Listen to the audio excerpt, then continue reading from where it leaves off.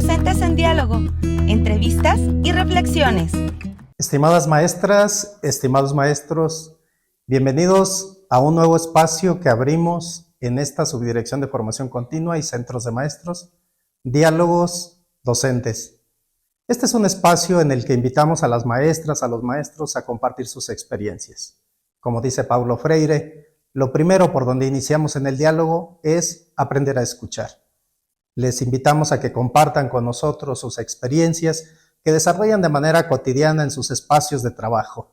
Compartan con otras maestras, con otros maestros, para hacer un diálogo más ameno, más profundo, más crítico y abrir el horizonte para la transformación de la educación básica. Bienvenidas, bienvenidos, disfrutemos este nuevo espacio. Muy buenos días y bienvenidos a Docentes en Diálogo. El día de hoy contamos con la presencia de 3 excelentes asesores metodológicos de la Subdirección Regional de Educación Básica Toluca. Buenos días, maestras y maestro. Por favor, nos pueden hacer el favor de presentarse.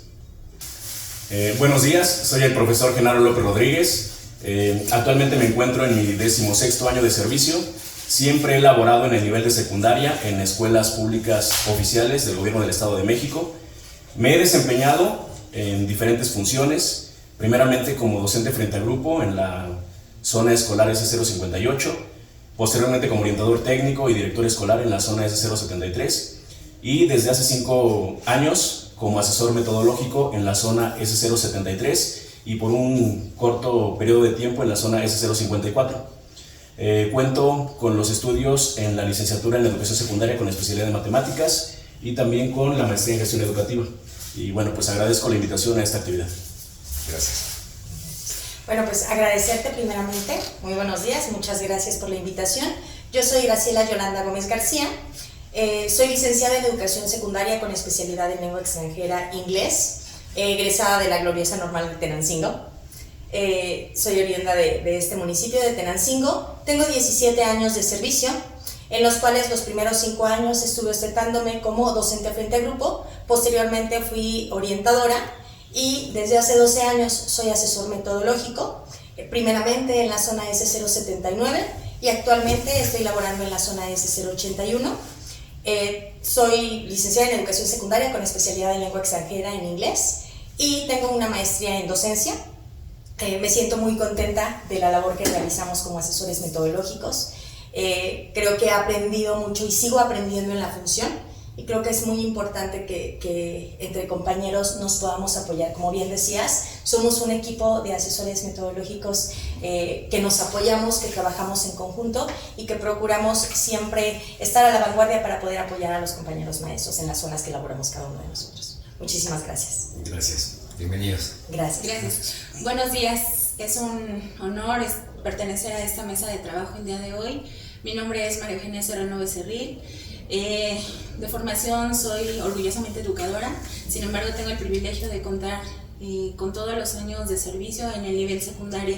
Es una gran experiencia que ha sumado bastante a esta formación y a la noble tarea que desempeñamos el día de hoy, que es acompañar y asesorar a los compañeros docentes en el nivel en el que nos desempeñamos. He estado con 14 años de servicio frente a grupo. Esta situación nos ha permitido estar en campo y sobre todo vivir el día a día de un docente. Es lo que nos ha brindado también bastantes herramientas. Mi licenciatura es en educación preescolar y está en proceso la maestría en neurociencias y aprendizaje. Entonces, hacia allá vamos, hacia la meta, mejorar para seguir sirviendo de la mejor manera. Muchas gracias. Gracias maestra. Maestras y maestro, ¿qué es un asesor metodológico? Un asesor metodológico es un profesional de la educación básica cuyo quehacer es brindar asesoría técnica pedagógica a los colectivos docentes y a los directivos escolares. Asimismo, pues, como parte de nuestras funciones, tenemos a cargo la integración de propuestas de material educativo, operar programas de índole estatal y nacional, y todo esto con la intención de pues que se logre el perfil de egreso de los estudiantes en educación básica. Somos un grupo muy diverso, tenemos diferentes perfiles profesionales y bueno, pues de alguna forma, afortunadamente aquí en Toluca, la mayoría de mis compañeros tiene estudios específicamente en educación y experiencia en la docencia, es decir, en algún momento estuvimos frente a grupo, entonces pues conocemos las características de los estudiantes y las necesidades que se viven día a día en las aulas. Genial. Creo que es importante mencionar cómo está constituida una supervisión escolar, cuáles son las figuras que lo amparan, ¿no? Una supervisión escolar está constituida por un supervisor, que es la máxima autoridad de una zona escolar, un auxiliar de supervisión, que se encarga de todos los procesos administrativos que se deben de realizar en las zonas, en las escuelas, y un asesor metodológico que nos encargamos de todo lo correspondiente al ámbito académico, ¿no? Nosotros nos encargamos de esta parte de ir viendo que todo se vaya profesionalizando de la mejor manera para que la práctica educativa llegue a las escuelas con la mejor calidad en beneficio de nuestros educandos. Sí. Efectivamente, y es en esta parte ejecutiva donde encontramos la riqueza de nuestra función. Considero de que desde las actualizaciones, capacitaciones, el estar en constante diálogo con los maestros, el saber qué es lo que pasa en el campo y llevar a la efectividad las líneas de trabajo que nosotros traemos de nuestras autoridades y de las leyes que nos están normando, pues entonces es que podemos llevar con eficiencia y eficacia a el buen rumbo de estas actividades. Todo con el interés que es el que nos mueve, los alumnos. Nosotros somos por los alumnos. Nuestra actividad está, sí, basada, centrada, estructurada, pero tenemos un propósito que es el alumno. Bien. Y su aprendizaje. Gracias, qué bonito. Oigan, ¿y existen documentos normativos que rijan su práctica? ¿Cuáles son esos documentos? Pues como tal, existe un documento denominado Lineamientos Operativos del Asesor Metodológico de Supervisión en Educación Básica. Este documento fue emitido allá por el año 2005, entonces pues ya tiene un poquito de tiempo, y ahí se especifica pues también la fundamentación legal. Primeramente pues el artículo 3º constitucional, la Ley General del Trabajo, la Ley del Trabajo de los Servidores Públicos del Estado de México, hablan en ese momento pues del plan y programas de estudio vigente, asimismo pues hacen alusión a las disposiciones reglamentarias en materia laboral de los servidores públicos docentes del Estado y municipios. Entonces, pues es como que un cúmulo de documentos en donde se fundamenta la práctica o el quehacer, en este caso, la tarea de la figura del asesor metodológico en educación básica. Okay. No es un documento, son varios. Son varios. Tenemos la Ley General para la carrera de maestras y maestros. Actualmente estamos trabajando, por ejemplo, con el SAE, que es el Servicio de Asesoría y Acompañamiento de las Escuelas. Entonces, son varios los documentos que nosotros tenemos y obviamente que tenemos que estarnos actualizando y tenemos que estar, insisto, viendo todo lo que va saliendo, todo lo que nos va ahorita con la nueva escuela mexicana, todo lo que va emanando de las autoridades para continuar en este proceso, pero sin dejar de lado lo que ya nos rige desde hace algunos años, que si bien necesita quizá cierta actualización, necesita quizá retomarse para actualizarse, sí son varios los documentos que nosotros tenemos para poder ejercer la función. Okay. Ahora, no menos importante en orden de mención, también las líneas de trabajo que tenemos de nuestras autoridades inmediatas. Es decir, la Dirección General de Educación, la Subdirección de Secundarias, para nosotros también forman parte del reglamento que nos rige en el quehacer que realizamos día a día. Ellos, cuando marcan el rumbo de las actividades, los propósitos, es decir, cuando toma forma la intencionalidad de los documentos, es donde entramos en acción nosotros. Entonces también, no menos importante y válido de mencionar en la mesa es esa parte. Sí, claro. Y también, de hecho, los nuevos documentos que están ejerciéndose, ¿no? Porque estamos actualizándonos, estamos aquí en este centro de maestros preparándonos, están dándose varias intervenciones formativas y que también van dándonos un nuevo rumbo de estas nuevas miradas que tiene que haber en el acompañamiento pedagógico desde la nueva escuela mexicana, ¿no? Con cuál es el enfoque que traen ahora este nuevo plan y programa de estudios. Entonces creo que es importante que también vayamos mencionando que van saliendo y van emanando diferentes documentos ahora. Sí, todo evoluciona, ¿no? Así es. Ya un poquito más actual, pues también existe el marco de excelencia para la enseñanza y gestión escolar en educación básica, que aunque como tal no marca a la figura del asesor metodológico, sí nos pues da información sobre los perfiles, indicadores y criterios de las diferentes funciones, ¿no? de los docentes, de la parte directiva, de supervisión y específicamente también de la asesoría técnica pedagógica, que de alguna forma pues también es como lo que nos atañe a nosotros como asesores metodológicos. Okay. Y de manera concreta, ¿cuáles son las actividades que en una rutina de un asesor metodológico se desarrollan o se llevan a cabo? Tenemos varias actividades, ¿no? La principal es estar en las escuelas, estar de la mano trabajando con asesoría y acompañamiento en las instituciones para los compañeros, y obviamente con base en esto ya poder brindar un seguimiento y una evaluación para tener esta retroalimentación con los compañeros maestros, que es lo más importante, ¿no? Porque tenemos que hacer llegar que haya una perspectiva diferente y que el maestro haga una reflexión propia de la práctica docente que ejerce en beneficio, como bien lo decía mi compañera, de los educandos, porque todo esto, toda la finalidad de nuestra función de poder estar en las escuelas acompañando, observando, no es de fiscalizar, no es de hacer ver en qué están fallando los maestros. Creo que es muy importante que los compañeros maestros sepan que nuestra función es trabajar de la mano, hacer equipo y poder generar sinergias con ellos que nos permitan avanzar y que permitan que podamos enriquecer nuestro trabajo de manera mutua, ¿no? Porque todo esto siempre va a ser bilateral.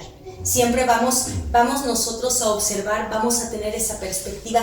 Ellos nos van a compartir cuál es la visión también que tienen desde el aula para poder enriquecer. Pero bueno, esa sería de las principales funciones que tenemos como asesores metodológicos, es el trabajo de campo. Poder llegar a las aulas, poder observar a los compañeros, revisar si una planeación, cómo es estructurado, que tenga bien cimentado, bien fundamentado su contenido lingüístico, científico, que el maestro esté trabajando bajo el enfoque del plan actual, porque eso es muy importante. Los maestros deben de trabajar con un plan y programa vigentes para no desfasarnos y para poder cumplir con la propia norma que nos establece. No es la única función que tenemos. También como asesores metodológicos estamos a cargo de generar informes, llevamos a cabo varios programas, tanto estatales como federales. Tenemos que echarlos a andar, damos asesoría, damos capacitación a los compañeros maestros para poderles brindar en primer lugar cuál es la línea de trabajo que emana desde las autoridades y para poder establecer y empatar qué se va a generar en las escuelas, qué proyectos se pueden estar generando, cómo se van a vincular con el propio programa escolar de mejora continua que tiene cada una de las escuelas, con el programa analítico que actualmente ya está diseñado por parte de los maestros, y bueno, va mucho más allá de solamente ir y observar clases. Realizamos informes, realizamos capacitaciones, estamos al pendiente también de atender ciertas cuestiones técnico-administrativas, porque debemos también cumplir con información, tenemos que revisar horarios para poder establecer también ciertas líneas, ciertos criterios para un mejor funcionamiento académico y pedagógico en las instituciones, siempre con el fin de que los alumnos estén atendidos de la mejor manera y que puedan obtener una educación de calidad. Okay. Aunado a eso, yo creo que también nuestro campo se apertura al área directiva. Nosotros estamos constantemente trabajando con los docentes, con las docentes, y sin embargo es una parte de nuestra responsabilidad hacer equipo con la parte directiva. La parte ejecutiva en las escuelas, la subdirección escolar es uno de nuestros principales apoyos como asesores metodológicos para poder ir mediando las actividades, estar en constante diálogo con esta figura para poder tener el contexto desde otra perspectiva, con otras opiniones y poder hacer la mejor estrategia que funcione para el contexto del que estamos hablando. Entonces, la parte de los subdirectores escolares para nosotros también representa un pilar fuerte con el que establecemos diálogos, estrategias, modelos, sugerimos, proyectamos. Asimismo, yo creo que no dejamos al lado la figura del director, de la directora como líder escolar. Es una figura que también representa para nosotros un campo de acción, porque estamos en continuo movimiento para poder establecer las estrategias que sean acordes al contexto de nuestro alumnado, en el caso en el que, bueno, de la escuela donde nos encontremos, es ahí a donde también se centra nuestra labor. Okay. ¿Cuántas escuelas y cuántos docentes, cuántos estudiantes conforman las zonas escolares que ustedes atienden? Bueno, pues yo trabajo actualmente en la zona escolar 073. Esta zona se ubica al norte del municipio de Toluca. Está conformada por 12 escuelas secundarias generales de sostenimiento estatal, 9 en el turno matutino y 3 en el turno vespertino.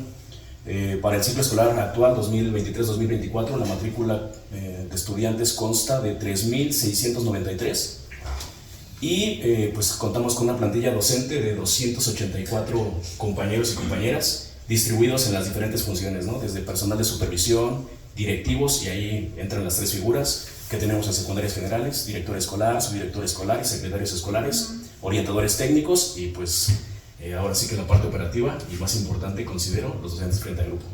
Claro. Bien, gracias.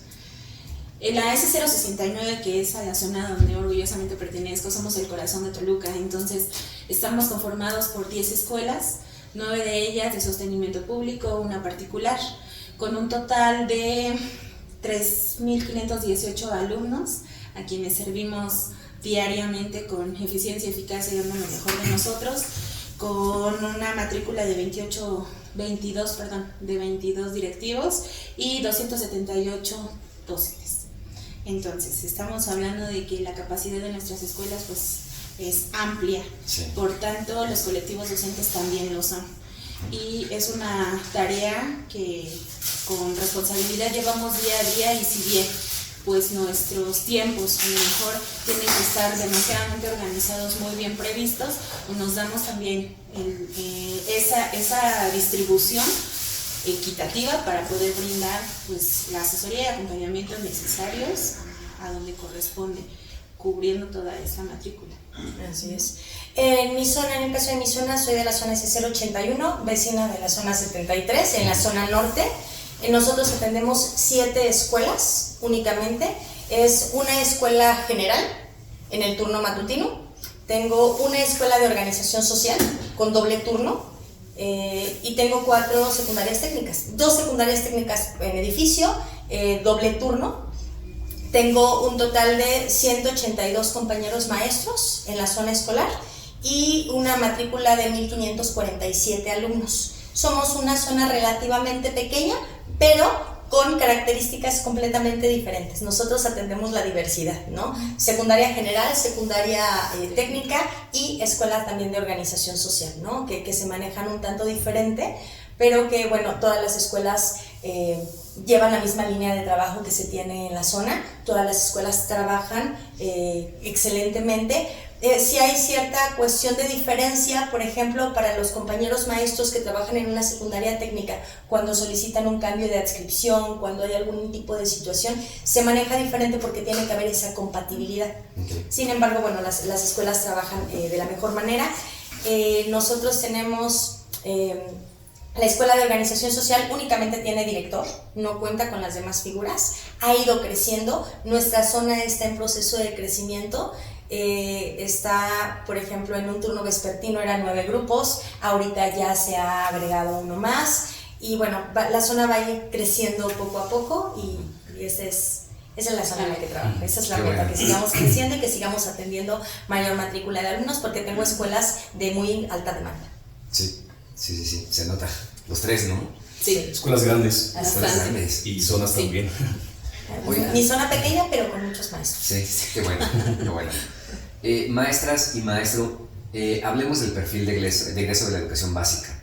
¿En qué consiste ese perfil de egreso de la educación básica y cómo la educación secundaria apoya en este perfil? Pues bien, el plan de estudios 2022 de la nueva escuela mexicana, dentro del perfil de egreso, pues establece 10 rasgos deseables, ¿no? Que los estudiantes habrán de desarrollar después de su tránsito por el preescolar, la primaria y la secundaria.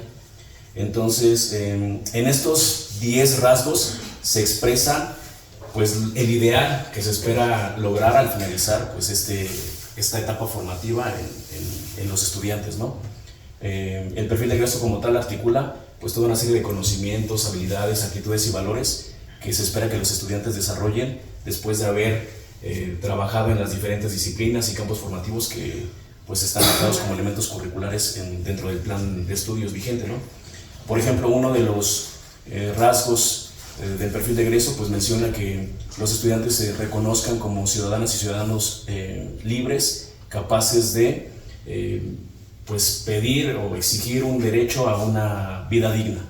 Otro más, por ejemplo, menciona que es importante que ellos, al egresar, pues valoren la diversidad lingüística, social, política, sexual incluso, como parte de un país, en este caso México, en el que ellos pues se encuentran inmersos. Otro más habla sobre que es importante que ellos desarrollen un pensamiento crítico, y todo esto pues con miras a que ellos continúen aprendiendo a lo largo de la vida, ¿no? Entonces, básicamente a nosotros como docentes de secundaria nos corresponde darles las herramientas necesarias para que ellos puedan continuar su formación a lo largo de su vida.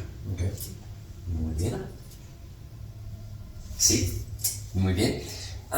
En las supervisiones que ustedes atienden, se diseña y desarrolla un diagnóstico que dé cuenta de las fortalezas y también los aspectos en los que podemos apoyar al ejercicio profesional, no nada más de las y los docentes, sino de las figuras académicas de toda la zona.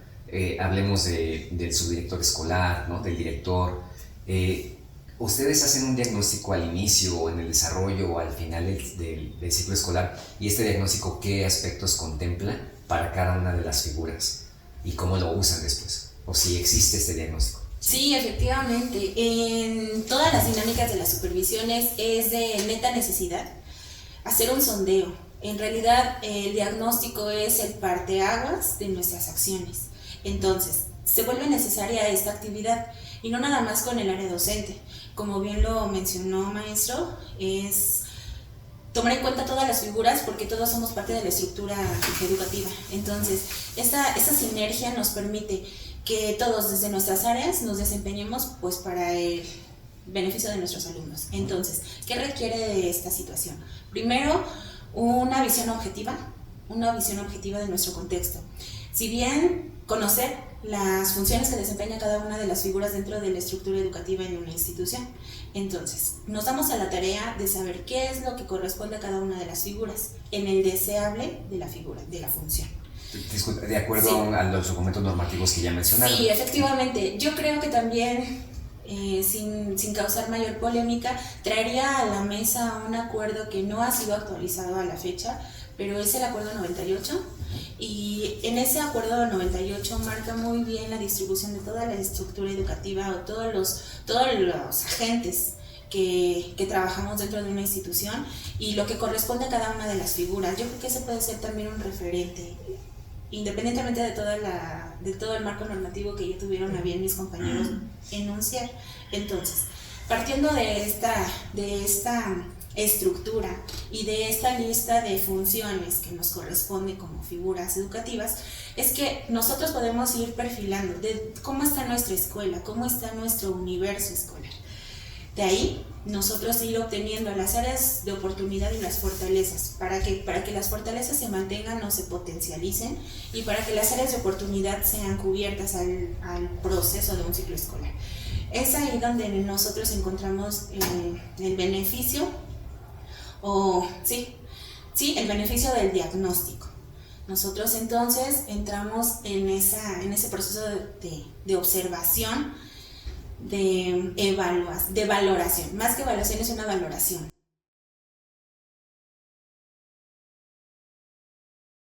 Pues de acuerdo con la SEP 2018, la tarea central de la supervisión escolar, y nosotros como figura que está dentro de esta institución, pues es brindar asesoría y acompañamiento, como bien ya lo mencionaron previamente, a los docentes en lo individual y también como parte de un colectivo al que pertenecen.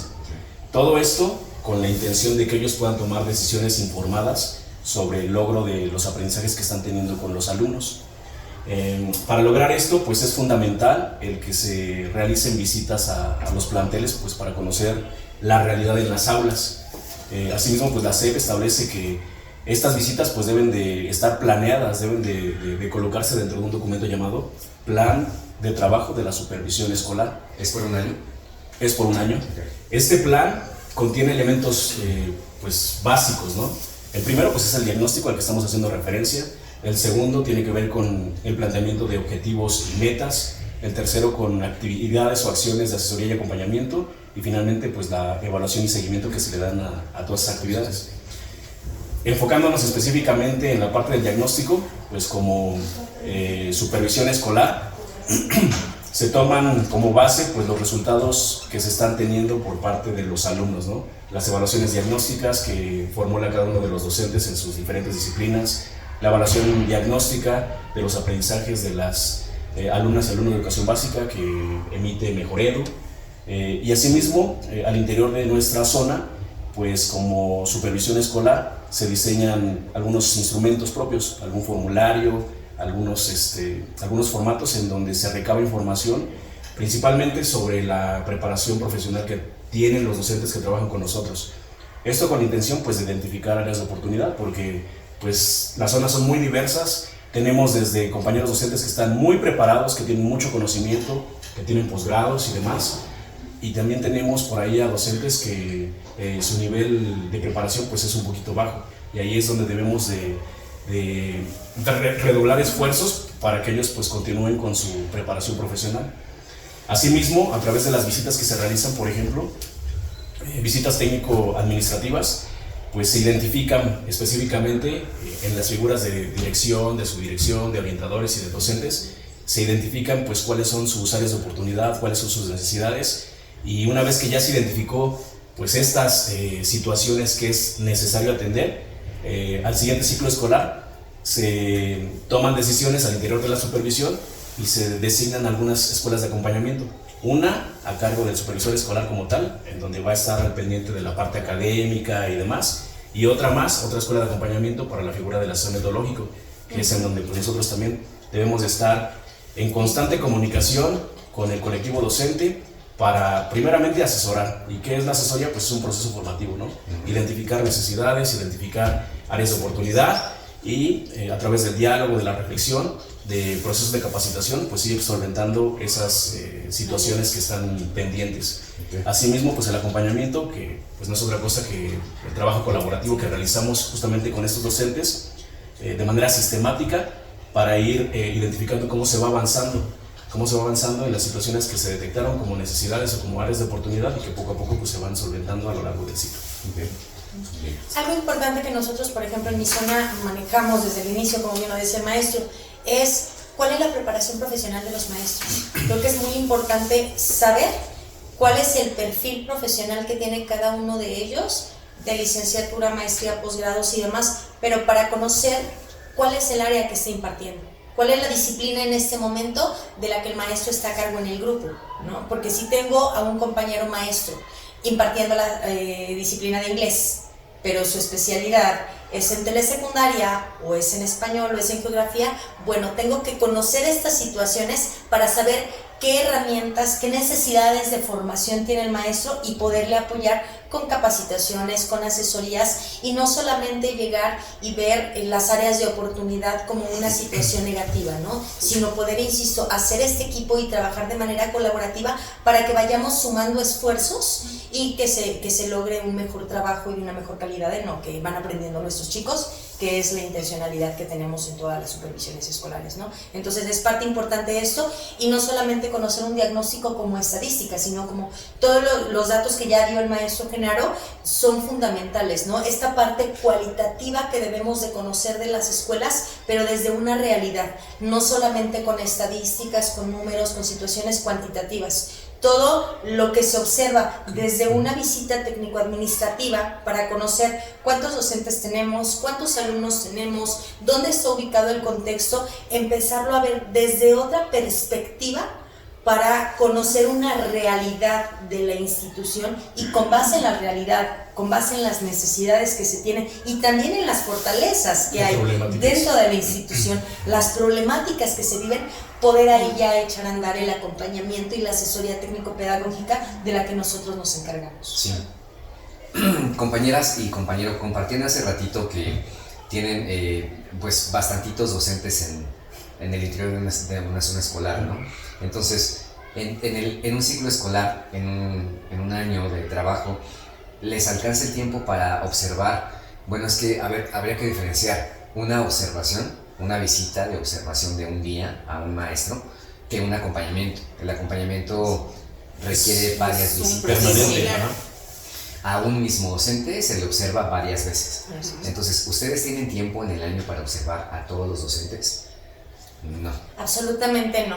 Creo que sí es una situación, el tiempo lo tenemos en contra, ¿no? Nosotros vamos generando, me imagino que en todas las zonas, un cronograma de visitas en el que vamos estipulando, y también esto va con base en una línea de trabajo que tenemos desde la autoridad educativa, el seguimiento que se da a ciertas asignaturas, bueno, ahora disciplinas, el seguimiento que se da dependiendo del programa o la estrategia que se esté aplicando. En años pasados, por ejemplo, estábamos trabajando con ERA. El año pasado trabajamos con ERA y estábamos en esa observación con los compañeros que participaban en ERA, ¿no? Compañeros de español, compañeros de matemáticas. Estuvimos de lleno con ellos en todas las escuelas y realizamos un cronograma en el que sí dimos ese acompañamiento y seguimiento durante todo el ciclo escolar con todos los compañeros de la zona. Sin embargo, para atender la cantidad total de docentes que tenemos no es suficiente y vamos estableciendo, dependiendo de las necesidades de cada zona escolar, vamos estableciendo con cuál disciplina. En mi zona es como lo manejamos. En este ciclo escolar corresponde dar seguimiento a inglés, corresponde dar seguimiento a tecnología y a artes. Entonces, con todos los compañeros de las disciplinas que conforman estas áreas, vamos atendiendo, vamos visitando, se va generando este cronograma solamente para estos compañeros. Cuando hay un tiempo o cuando dentro del propio cronograma, en los horarios de clases, hay los tiempos establecidos para una visita de observación, también se puede entrar y poder dar una retroalimentación al compañero, pero esto es muy subjetivo porque son solamente 50 minutos de clase y se puede llegar a observar una sola vez al año. Y para atender a todos los compañeros, creo que sí, al menos a mí se me ha hecho imposible hasta el momento en un ciclo escolar atender a todos los compañeros de la zona. No he tenido la oportunidad de observar a todos mis compañeros que laboran. En una sola institución no es posible con 45 maestros, creo que en la zona con 180 mucho menos, ¿no? Ok, gracias, maestra. Sin embargo, concuerdo bastante con lo que exponen los compañeros. A veces es la matrícula bastante extensa para los tiempos que nosotros tenemos. Sin embargo, compartiendo un poco de la dinámica que tenemos en la 69, les podré exponer aquí en la mesa que ha sido del interés tanto del señor supervisor como de una servidora el hecho de poder llegar a acompañar a todos los docentes y todas las docentes que lo requieran de una manera pues equitativa. Esto nos ha llevado a hacer programaciones prolongadas de visitas a las escuelas, es decir, nosotros hemos realizado ahorita un proyecto que consiste prácticamente en visitar a la escuela por jornada escolar. De tal manera que el día lunes nosotros estamos trabajando en un matutino, el día martes en un vespertino, el día miércoles matutino, jueves vespertino y así se termina la semana. Esta situación nos permite, aparte de una observación y de un diálogo profesional con los directivos de la escuela, también poder darnos el tiempo de visitar a los maestros del día y sin restar tiempos a sus funciones para no afectar la normalidad mínima, pues buscar los espacios para dar la retroalimentación. Ha sido un muy buen proyecto, nos ha dado resultado. La cercanía con los docentes es un aliciente para nosotros, pero sobre todo un as, porque nos permite conocer el contexto en la realidad en la que se está viviendo y de ahí poder hacer un mejor acompañamiento, una mejor sugerencia, una mejor asesoría, porque partimos de la objetividad, porque estamos en la realidad, inmersos en el contexto, en los horarios, en las dinámicas, entradas, salidas. Esta situación creo que nos coloca en una mejor posición como figuras de acompañamiento y al supervisor le permite tener una visión objetiva y un poquito más global de lo que sucede en las escuelas. Muy bien. Claro. Gracias. Pues considero que pues prácticamente es como un deber del asesor metodológico conocer a todos los docentes de su zona escolar. Esta tarea se vuelve un poquito complicada debido principalmente pues a la movilidad que existe por parte de los docentes, ¿no? Y ahí entran procesos como cambios de adscripción, permutas, promociones vertical, horizontal, licencias. Bueno, hay muchos factores que intervienen en esta situación, ¿no? Yo les comparto, ¿no? Bueno, pues ha habido ciclos escolares en donde digo, bueno, pues prácticamente ya conozco a todos hablemos a lo mejor arriba del 90% de los maestros, los identifico y demás. He tenido la oportunidad de platicar con ellos, a lo mejor también de incluso visitarlos específicamente en alguna ocasión, pero resulta que al iniciar el siguiente ciclo escolar, pues, oh sorpresa, en la escuela pues, prácticamente se renueva la mitad de la plantilla docente y nuevamente pues viene el proceso de conocerlos, de visitarlos y demás. En la zona escolar donde laboro, pues se elabora una agenda anual, que es un cronograma básicamente, en donde este cronograma aparece justamente en el plan de trabajo de la supervisión. Y pues la meta inicial, lo que nos proponemos, pues es realizar mínimo una visita a cada docente a lo largo del ciclo escolar. En ocasiones no se consigue o no se logra esa meta por muchas otras situaciones, ¿no? Vienen actividades que no se tenían contempladas, programas o pues actividades de índole estatal, de índole nacional, que de alguna forma pues van interfiriendo en el tiempo, en los tiempos programados, y pues eso nos va desfasando como que en las actividades que ya teníamos consideradas inicialmente. Sin embargo, bueno, pues no sé, les comento cuál es la rutina en una visita habitual a las escuelas. Llega el personal de supervisión, mientras la supervisora realiza pues como el acompañamiento específicamente con el director y otras figuras. También la figura del auxiliar de supervisión está revisando la parte administrativa. A su servidor le corresponde pues el trabajo principalmente con los docentes y pues con el subdirector escolar. Realizamos mínimo 2 visitas al día a los grupos y máximo 3, porque pues sabemos que después de la visita pues viene un periodo para la retroalimentación, que también es pues, fundamental, ¿no? Después de lo observado pues hay que reconocer las fortalezas de los docentes, las áreas de oportunidad, y bueno, pues viene esta situación de realizar acuerdos, sugerencias, recomendaciones, pues para que se puedan mejorar las áreas de oportunidad que nosotros estamos identificando. Genial. Y hablando de estas visitas que ustedes hacen a las escuelas y el trabajo que el subdirector o la subdirectora académica de la institución, que es la persona que revisa las planeaciones de los maestros académicos, ¿no? ¿Qué papel creen ustedes que tiene un subdirector o una subdirectora escolar en el éxito del logro del perfil de egreso en los estudiantes? Fundamental, porque es quien avala, ¿no? O sea, es quien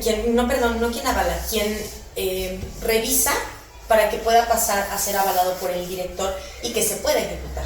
O sea, un subdirector escolar es el primero que tiene en las manos, después del docente, una planeación, que es donde se va a prever toda esta situación de la práctica que se va a realizar en el grupo, de cuál es el proceso que van a tener los alumnos para poder ir desarrollando sus aprendizajes. Entonces, si el subdirector revisa minuciosamente y puede brindar una retroalimentación, porque no es solamente que una planeación se cumpla como un carácter administrativo,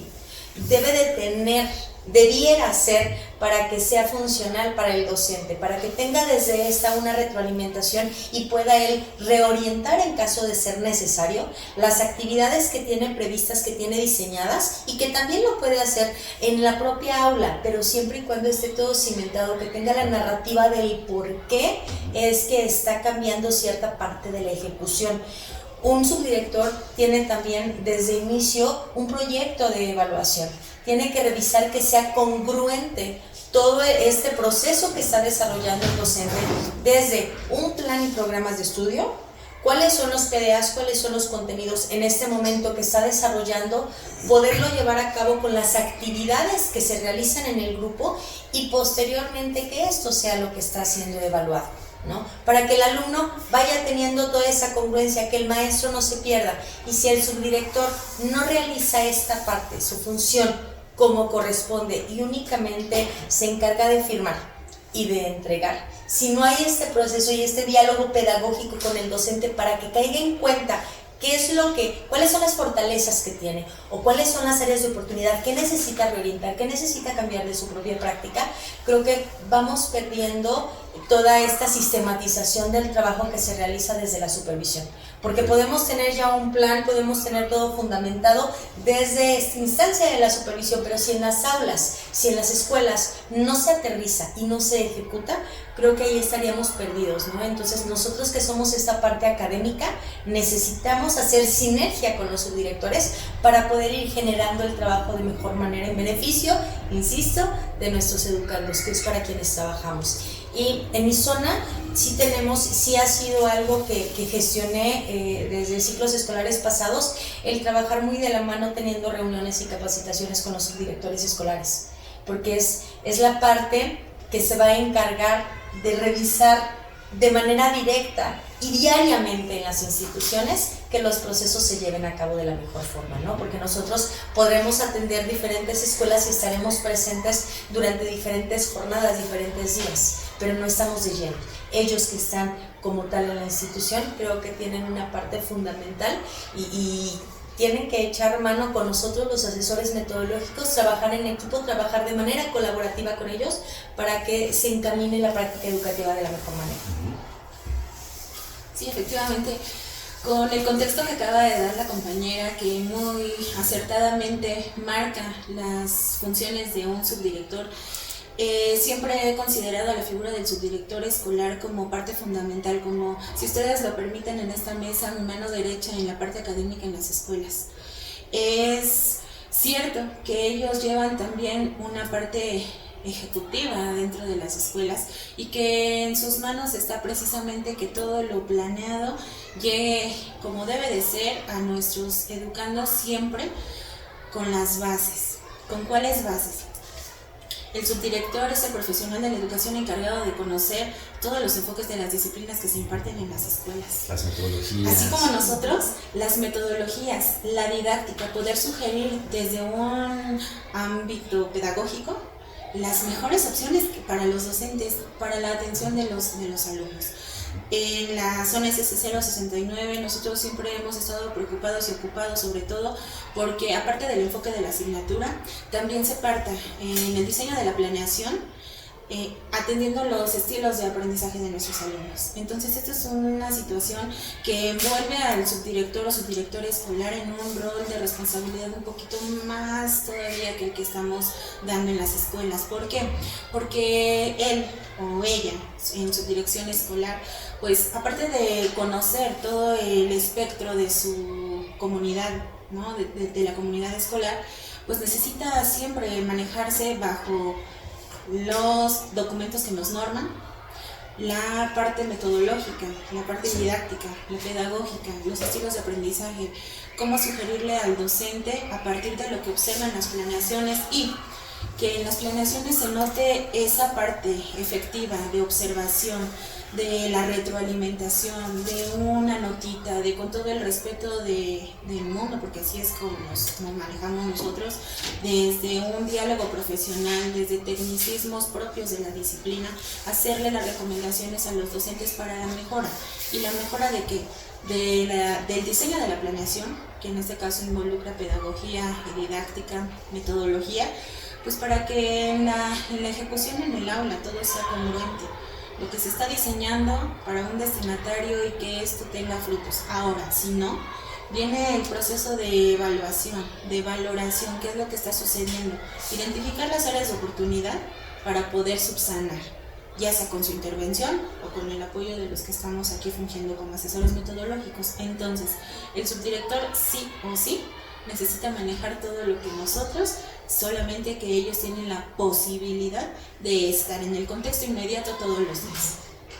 Ya cuando la situación lo amerita, entonces va nuestra intervención, que también en la parte efectiva pues atiende estas áreas de oportunidad, siempre con el fin de hacer el cambio, la transformación, la mejora para los alumnos. Maestra Maru, maestra Chelita, maestro Genaro, pero esto en la realidad desde su experiencia pues sucede. Sí. O sea, el 100% de las subdirectoras y de los subdirectores escolares tienen esta competencia que usted, bueno, que tú marcas. Considero que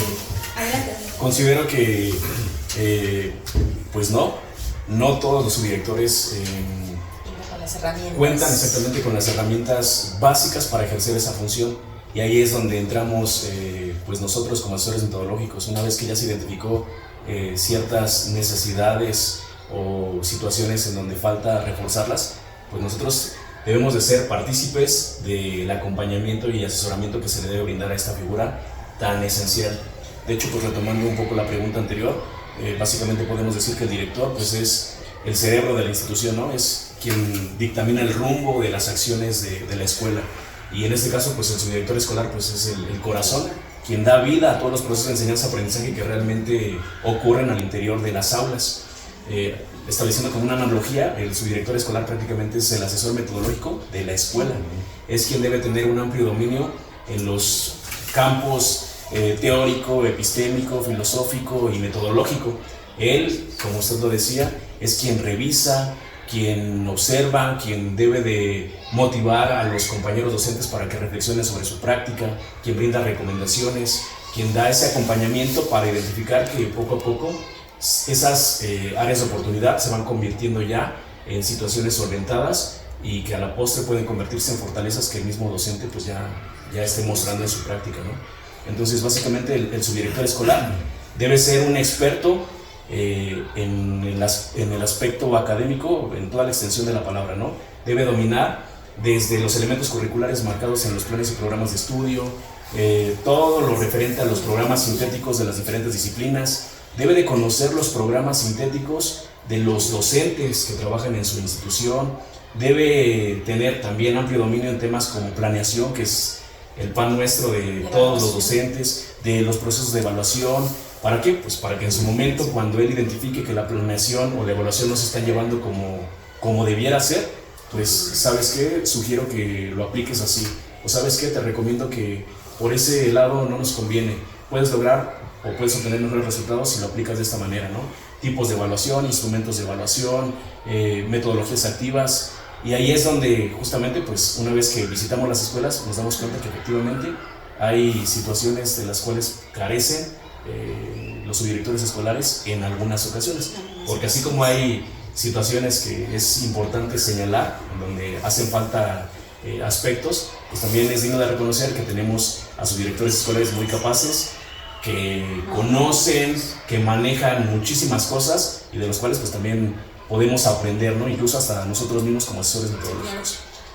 Algo importante que yo siempre he compartido con mis compañeros maestros es que trabajamos el ámbito académico. Creo que independientemente de todo lo que hay que nutrirnos y toda la preparación y la actualización que debemos de tener, los maestros trabajamos con actitudes. Toda la parte académica es también parte actitudinal, porque puede haber compañeros maestros que tengan toda la preparación, puede haber compañeros que no la tengan, pero si no quieren crecer, si no quieren ellos mismos ser autónomos y enriquecer su trabajo, tener una escucha activa y poder apoyar, creo que eso es tristemente lo que puede ir obstaculizando el trabajo. No solamente de subdirectores, el propio maestro, el propio docente de grupo. Si la actitud es de rechazo, si me siento invadido en mi espacio porque alguien llegue y me observa, porque alguien me diga: oye, estuviste excelente en la dinámica, dominas por completo los contenidos. Sin embargo, te faltó la atención del grupo. Hubo chicos atrás que no estuvieron bien atendidos. Si el maestro no tiene la actitud para poder hacerse del comentario de manera positiva y poderlo cambiar, creo que tristemente no vamos a seguir avanzando. Sí. Vamos a seguir en este obstáculo. Entonces creo que la actitud que tengamos todos, también la actitud positiva y la actitud de respeto que tenga yo para llegar y observar y para poderle decir a mi compañero maestro todo lo que tiene bien y las áreas que puede mejorar todavía. Creo que también tenemos que tener el cuidado de cómo llegamos y brindamos esa retroalimentación con todas las figuras de la institución. Pero parte importante, creo yo, que se debe de retomar con subdirectores, con docentes para la preparación y demás, es esta parte actitudinal que también debemos de tomar en cuenta y que debemos siempre de proyectar para la mejora, insisto. Sí, totalmente. Compañeras y compañeros, ¿qué es un consejo técnico? ¿Cómo funciona? ¿Para qué existe? ¿Cuál es su razón de ser? El Consejo Técnico es el órgano colegiado de máxima decisión técnico-pedagógica que existe en una escuela. Es el encargado de tomar decisiones sobre el logro de los aprendizajes que nosotros buscamos conseguir en nuestros estudiantes. Participan, pues, en este caso el director escolar, que es quien lo encabeza, y pues todos los docentes que de alguna u otra forma intervienen en los procesos de aprendizaje de los alumnos. Okay. Este órgano colegiado, formal, organizado, y tiene la finalidad, el propósito del Consejo Técnico Escolar es el poder discutir y analizar todas las situaciones que ejercen o que fluyen en una institución para la práctica educativa, para la mejora de la práctica educativa. Y sí es importante que se tenga bien definido que es el todos los docentes, ¿no? No solamente, a pesar de que lo encabece el director, las decisiones deben de ser tomadas por la totalidad de docentes que integran la escuela. Es un espacio de valía que debe de ser aprovechado por el colectivo, Okay. puesto que es donde todo el mundo con voz y voto puede hacer el cambio en su quehacer docente, en el rumbo de la escuela, en los propósitos, en el cumplimiento de visión y misión escolar. Okay. Yo quisiera hacer una pregunta. Sí. ¿Y realmente ocurre eso? O sea, ¿realmente el Consejo Técnico es visto como un espacio de reflexión y de valía? ¿Sí se realiza esa parte? Yo creo que depende mucho del liderazgo que tiene el director.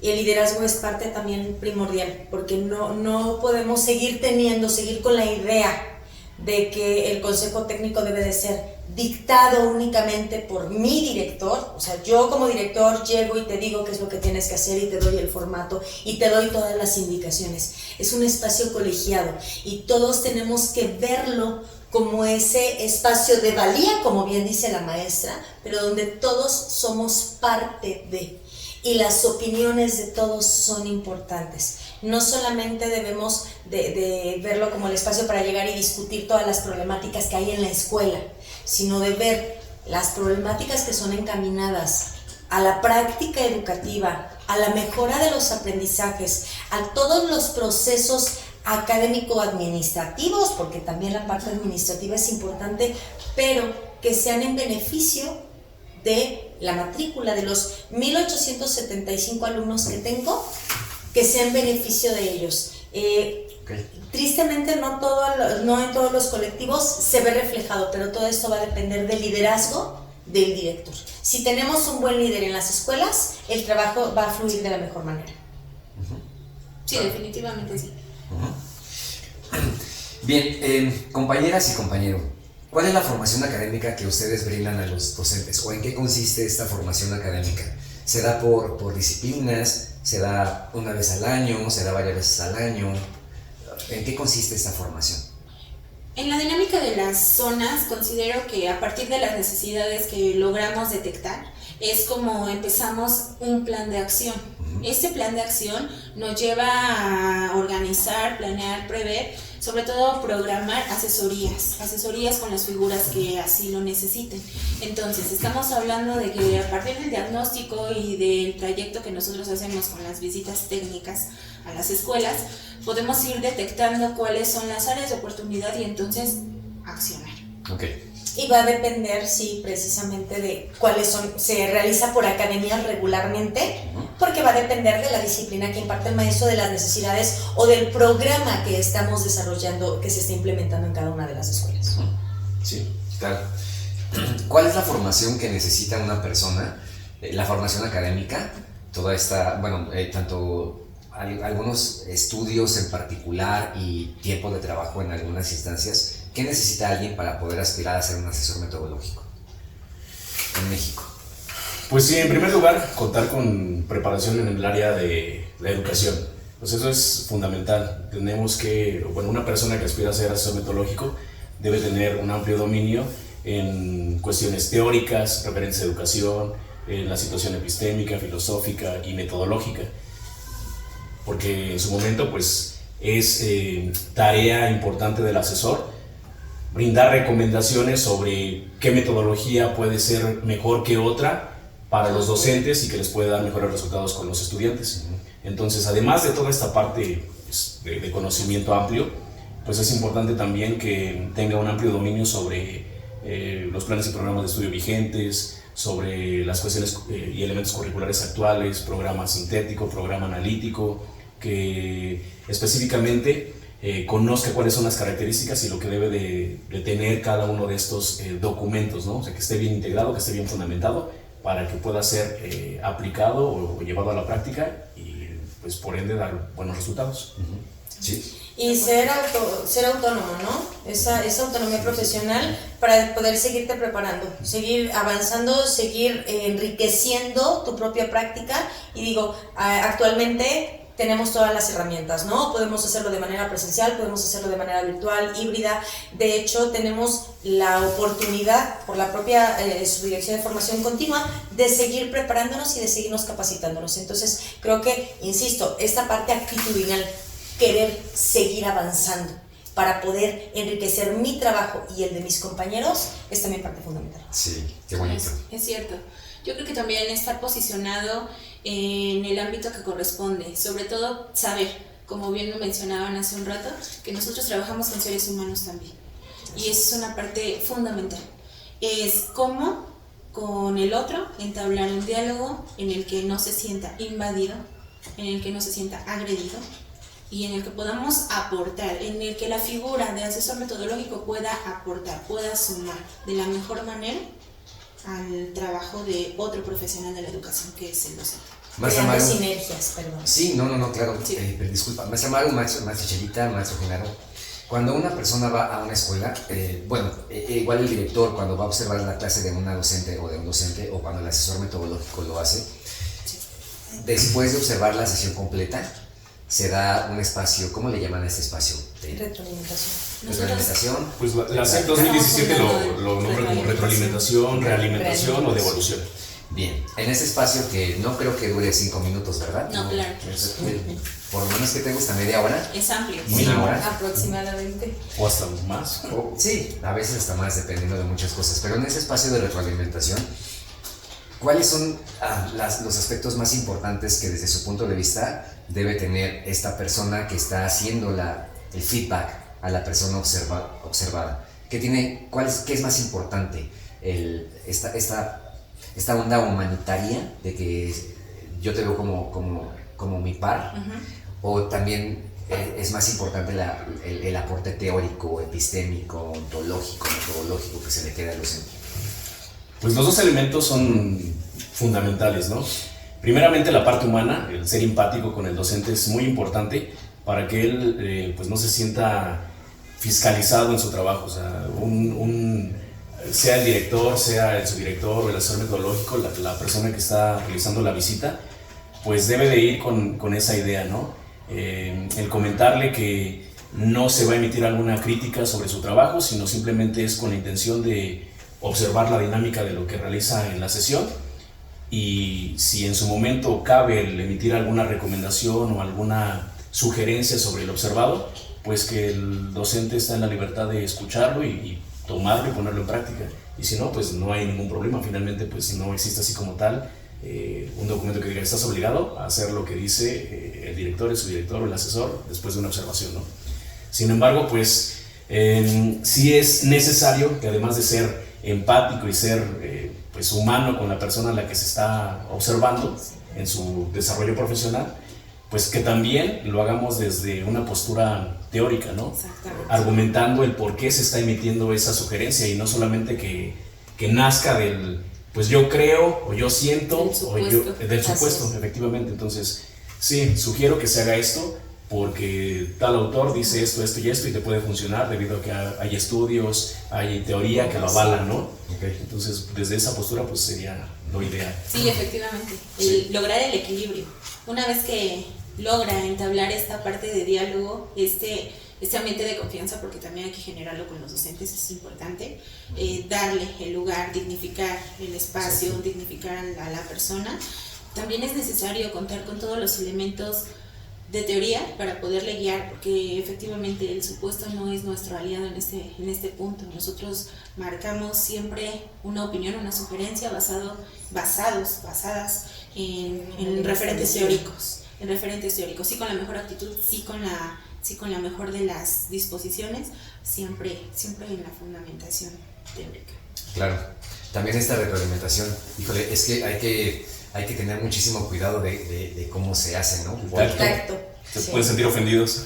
Claro, totalmente. Nos Y pasó. también hay personas, por ejemplo, con todo respeto, que hacen retroalimentación a docentes en grupo cuando en 10 años o en 5 años no se han parado enfrente de los niños, y no es igual.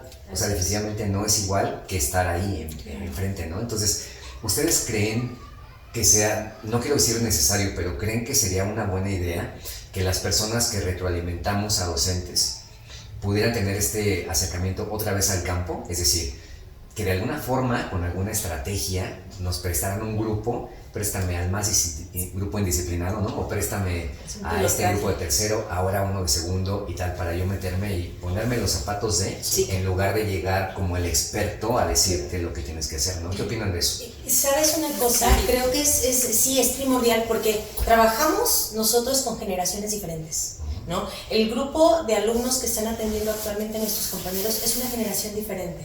Entonces puedo tener la visión, la perspectiva desde que yo fui docente frente al grupo, pero las situaciones van cambiando. Tenemos nuevos planes y programas de estudio. Hemos también sufrido reformas. Entonces, dentro de todo esto, creo que también es prioritario. Sí sería un pilotaje perfecto que nos dieran la oportunidad para que conozcamos de lleno. Es muy diferente hablar detrás de la trinchera, y es lo que le pasa al maestro. El maestro, cuando llego y lo observo, quizá hay ciertas situaciones que él no vislumbra porque ya está acostumbrado a cierta rutina. De igual forma, nosotros también como asesores metodológicos estamos acostumbrados a nuestra rutina de trabajo, y aunque estemos preparándonos y demás, no es lo mismo estar en campo, tener a cargo tú 50 alumnos, tener que controlar a una generación diferente, a una generación que viene de una pandemia, a una generación que viene ahora ya de una situación híbrida, de trabajar de manera diferente, de trabajar con tecnologías. Tenemos... Sería muy rico que podamos enriquecer nuestro trabajo, porque también para nosotros el estar en la misma sintonía creo que también nos pudiera causar cierta zona de confort, y somos una parte también, creo yo, importante para el quehacer educativo, y sería una muy buena estrategia. Ok, gracias. Al contrario. ¿Ustedes piensan lo mismo?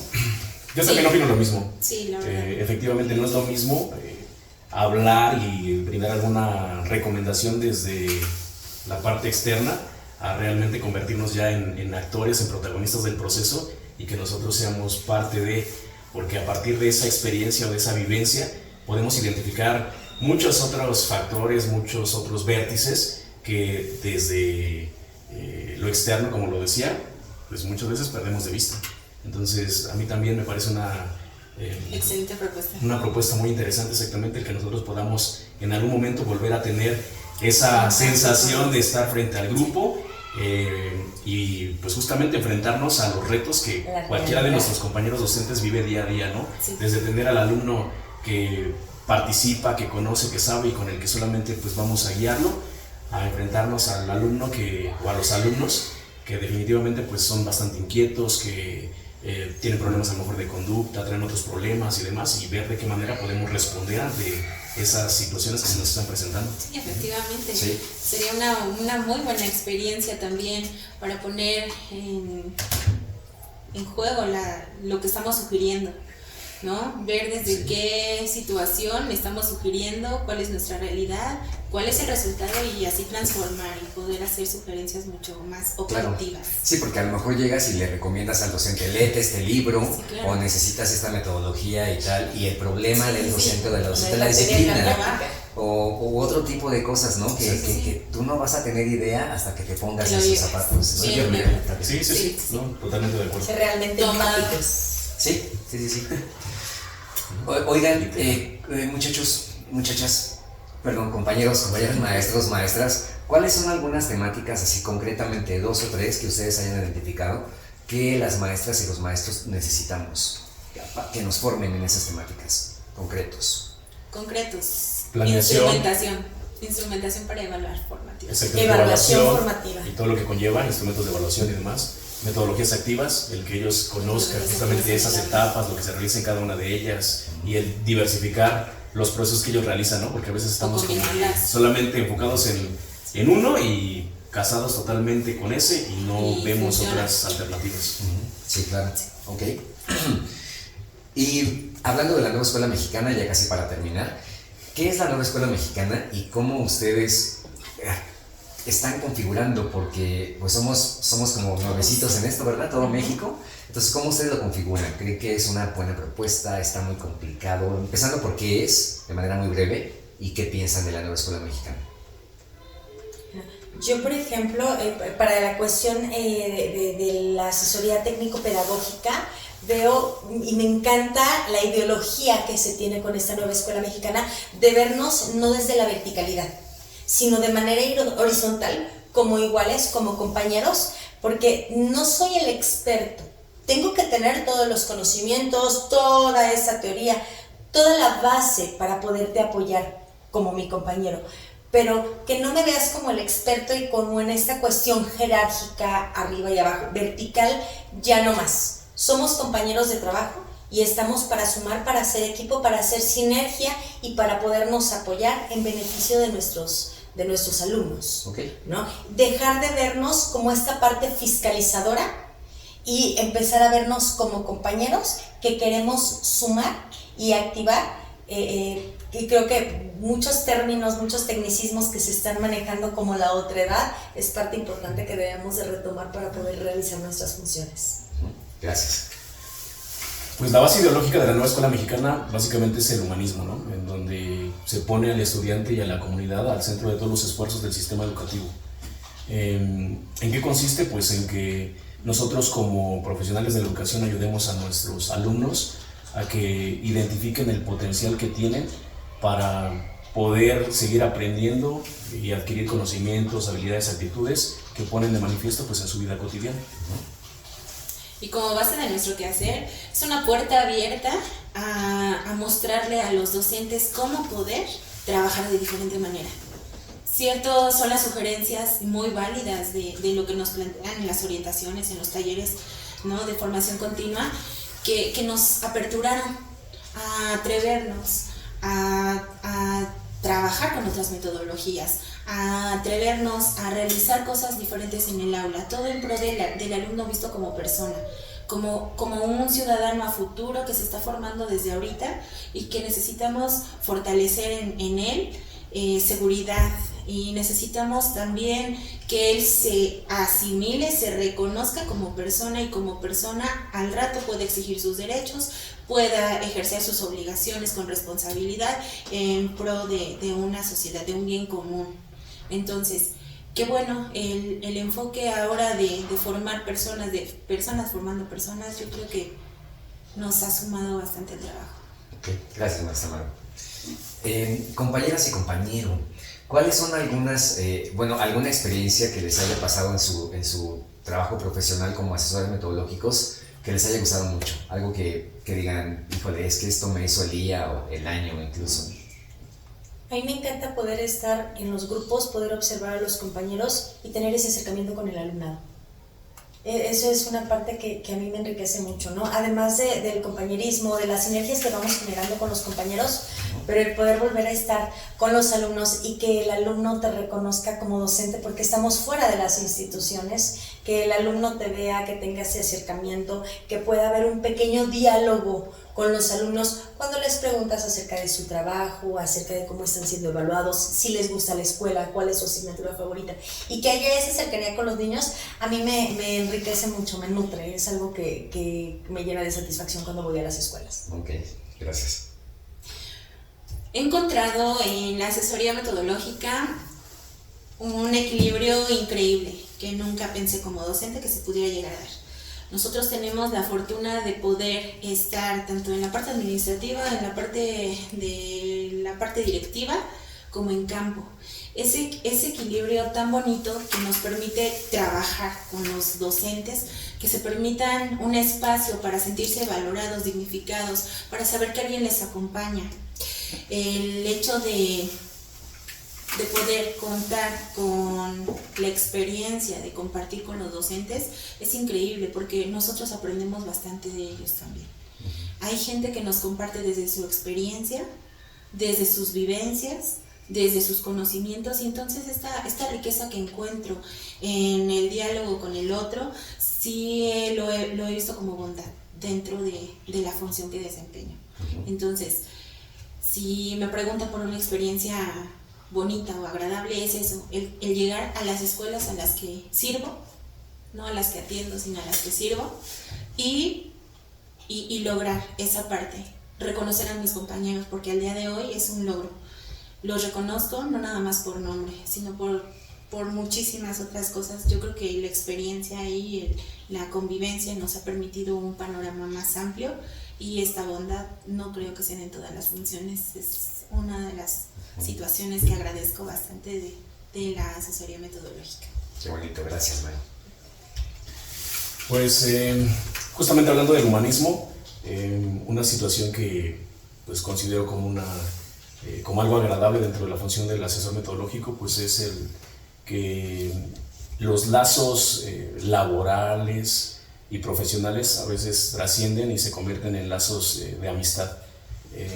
El llegar simplemente a las escuelas y ver a compañeros que ya no solamente son compañeros, sino son amigos, pues es grato para su servidor, porque pues implica el poder compartir con ellos tanto los conocimientos que ellos tienen como experiencias, y pues básicamente seguir aprendiendo también de ellos, ¿no?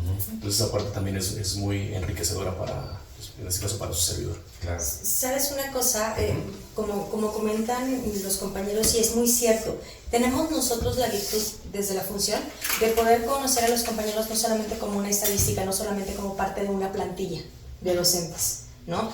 Yo sé que en mi escuela hay 182 maestros, 175 maestros, 243, y que tengo 48 en una institución, 25 en otra. No, nosotros tenemos la virtud de, como estamos en campo, sí, yo sé, mi director, cómo se llama, cuál es su preparación, de dónde viene, a lo mejor hasta ciertas cuestiones más allá familiares. de familiares, si es casado, si es soltero, si tiene un niño, si tiene una niña, conocemos más allá de.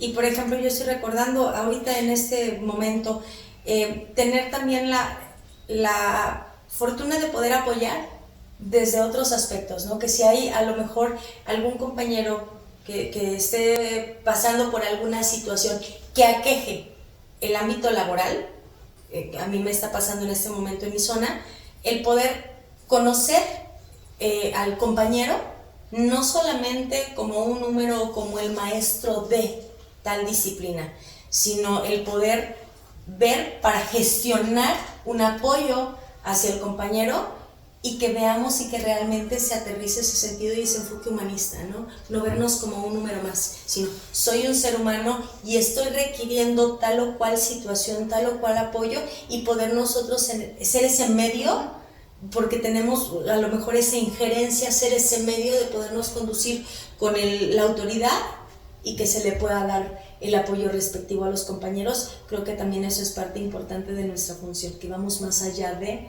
vernos simplemente como matrículas, porque somos seres humanos. Sí, yo siempre les he compartido a los compañeros que hay que ver lo que es el término, ¿no? Porque siempre digo, soy un ser humano, y realmente soy humano.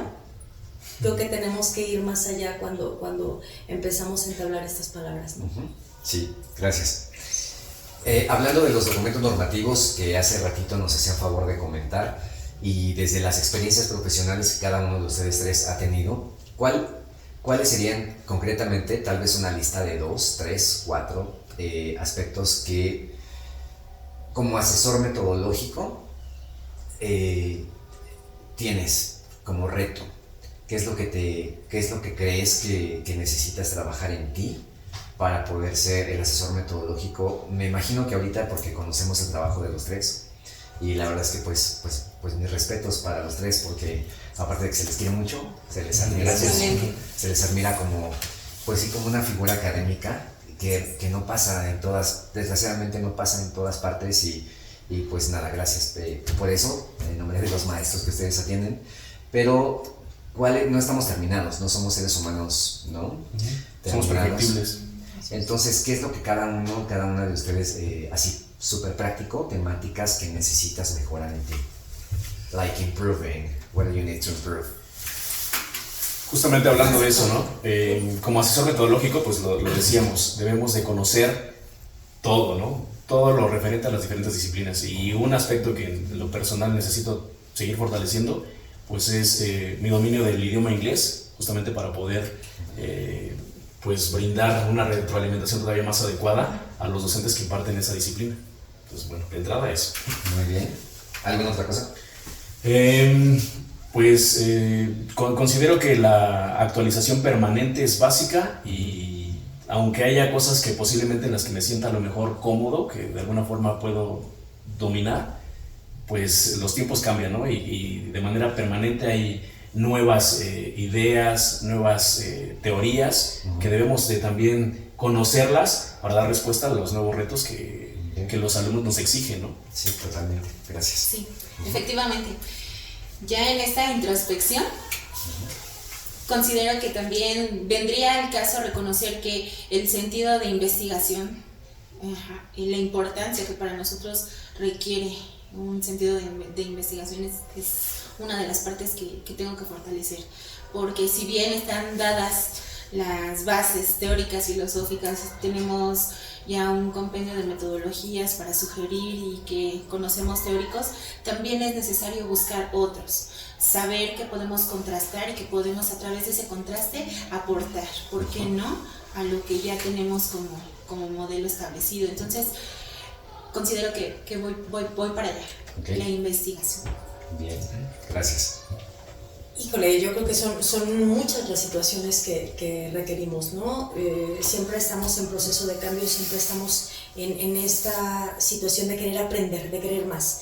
Creo que volverme a meter absolutamente a todo lo que tenemos, en mi caso, yo no soy tan teórica, entonces yo no tengo una memoria a largo plazo y yo no te cito los autores de tal o cual manera, yo soy más práctica. Sin embargo, sí, obviamente tengo los referentes, pero creo que algo importante sería, y que me gustaría poder aprender más, parte quizá legal, normativa, que me doy cuenta que en mi caso como asesor metodológico no he estado de lleno conociendo toda esta parte normativa, y el desconocimiento no te exime de la responsabilidad. Entonces creo que también es parte importante, aunque no seamos administrativos, que conozcamos y tengamos el referente.